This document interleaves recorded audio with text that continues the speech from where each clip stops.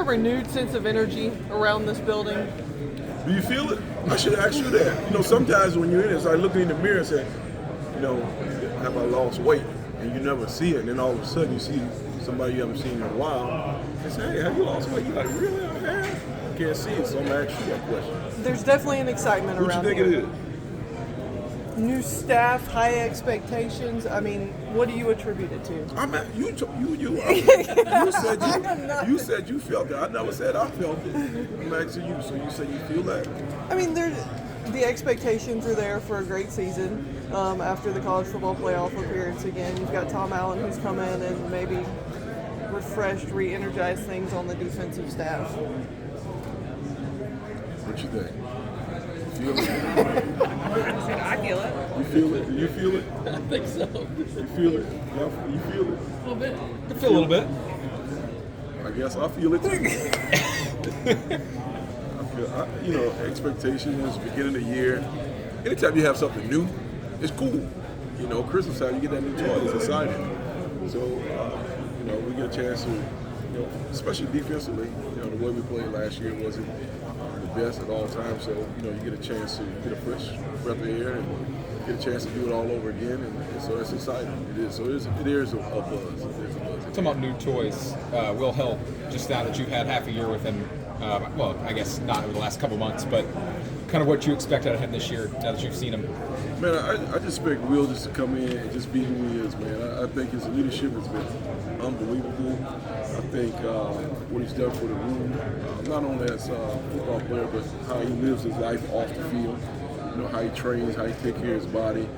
And I think it was just something that those guys can learn from. And, you know, being an older guy, anytime you bring somebody, especially here, you bring somebody in new, it's always a freshman.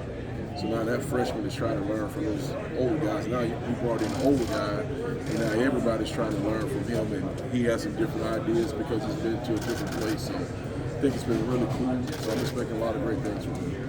It doesn't happen that often, like you said, around here. What has that been like to have a guy who comes in who's ready to go? There's not a giant learning curve like so many of the new faces that come in. It's been good, you know. Like I said, I only been back, 1 year, so it's been refreshing just to have a new face, another older guy in there to go along with some of the guys that we already have in the room. And, like I say, some of his experiences, and sometimes if you're just in one place, you only see it from this angle. But now he's bringing a different perspective. And now he can say, hey, we did it this way, or we had success here doing it this way. So, how about trying it this way? All the experience you've had, what have you seen from guys that have that skill set like TJ Parker, and to make sure that he maximizes what is an amazing amount of guard capability? Never satisfied. Always trying to, find that extra edge. Whether it's, do I think I should do extra sets in weight room? Should I run extra sprints? Should I? What do I need to study? How can I get better? Not being satisfied. Some of those guys, that are good, they're not all of them out hungry. All of them want to be great. They're just happy where they are. But you get a guy like TJ and Will, those guys are pushing each other and they're trying to, they're competing. All of them are competing, but they're trying to find that extra edge. What can I do to just give me that little bit more? What makes TJ so much different? We saw him in a couple games up in Charlotte. We saw him play at a level that was out of his world. Where can he go? What does he need to do? Oh, he has a lot of work to do. He has a lot of work to do. He has to continue to not only just learn his position, but he has to challenge him now to learn the whole entire defense, to know where everything fits, not just the front. Understand the linebackers and understand where the secondary is fitting, why they're saying some of the things that they're saying, and hopefully bringing that entire puzzle together so he can actually see the entire picture, and then he'll know why we're asking him to be here, to be there.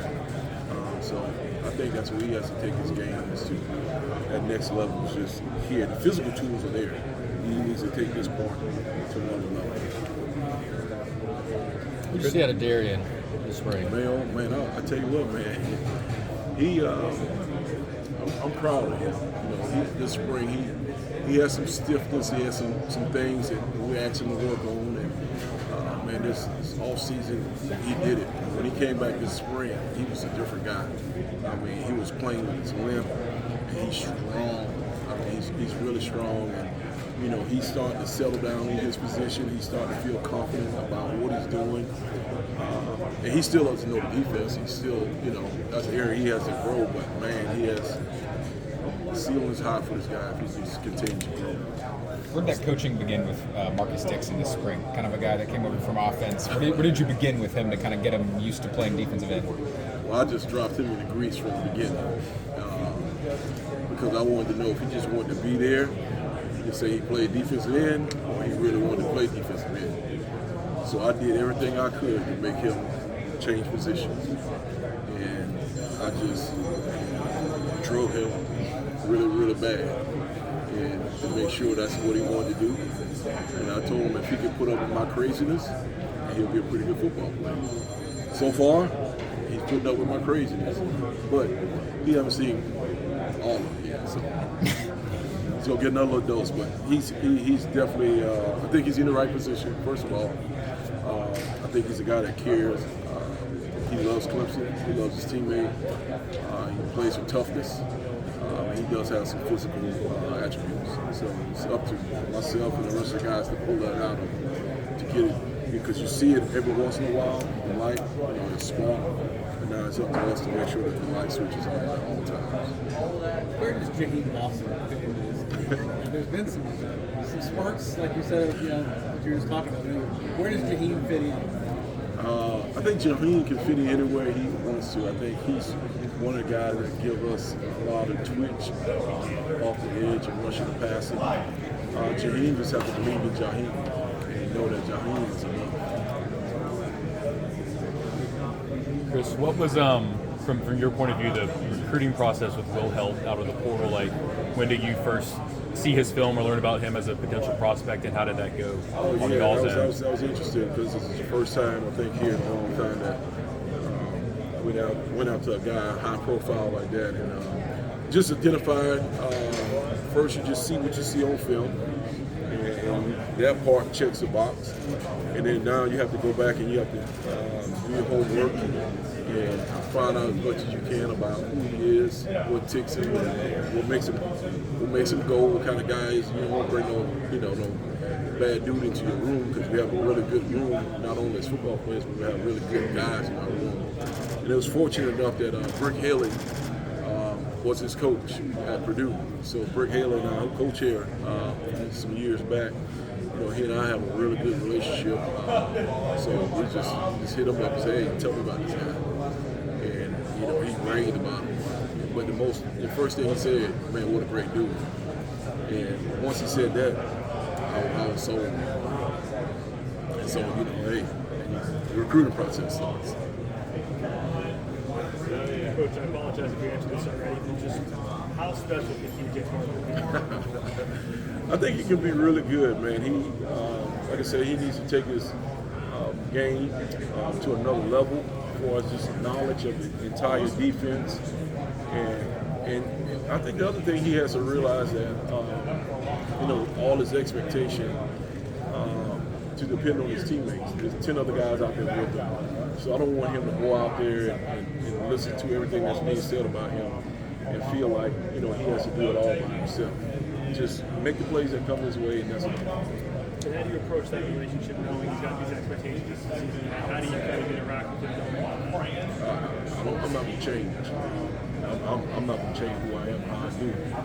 So he knows that from the first day I came in here, I'm not going to change. I don't care if you walk on or you TJ Parker, Will Heldt, Jahiem, Cade Denhoff.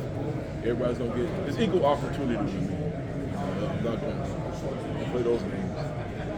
What's the plan for Ari coming in? I don't know where he is health-wise. You know, Ari is going to continue to bring him along, and you know, we're blessed. We got some guys in our room right now that we're not totally relying on him right now to come in and be that dude.